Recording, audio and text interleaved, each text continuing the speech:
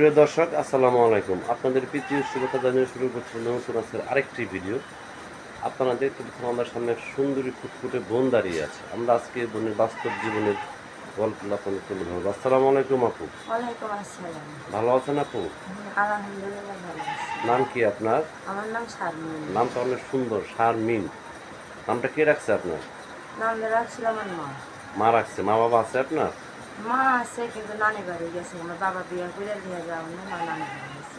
আচ্ছা আচ্ছা, ভাই বোন আছে আপনার? ভাই বোন 3 ভাই বোন। আম্মু 2 ভাই বোন দিয়ে গেছে আর আমি একাই আমার বাড়ির কাছে থাকি।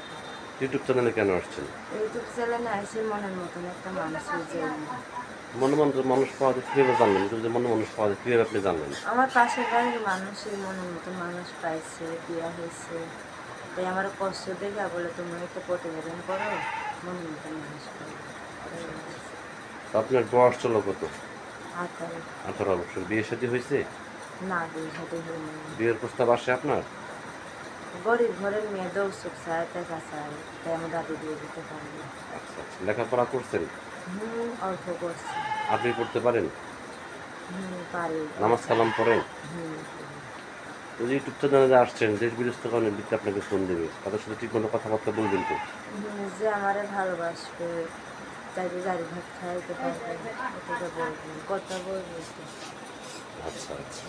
এখন সে দেশ বিদেশ থেকে অনেক ব্যক্তি ফোন দিয়ে যদি বলে যে শারমিন, আমি তোমাকে বিয়ে করতে চাই, আমি তোমাকে ভালোবাসতে চাই, তুমি রূপবতী, তুমি সুন্দরী, ঠিক আছে, আমার বাচ্চা কাচ্চা আছে বা আমার ওয়াইফ আছে, তুমি কি মান্য নিবা?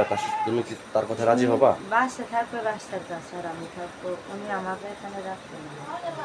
আচ্ছা আচ্ছা। তো প্রিয় দর্শক, এই শারমিন আপুর কথাগুলো শুনলেন। শারমিন আপু একজন রূপবতী মেয়ে, দেখতে শুনতে মাসাল্লাহ অনেক সুন্দর।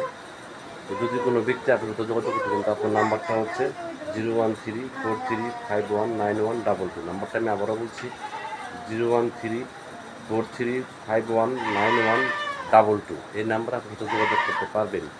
প্রেম, ভালোবাসা, সাহায্য, সহযোগিতা, যে যেটা বলছি আপনাদের একান্ত ব্যক্তিগত ব্যাপার।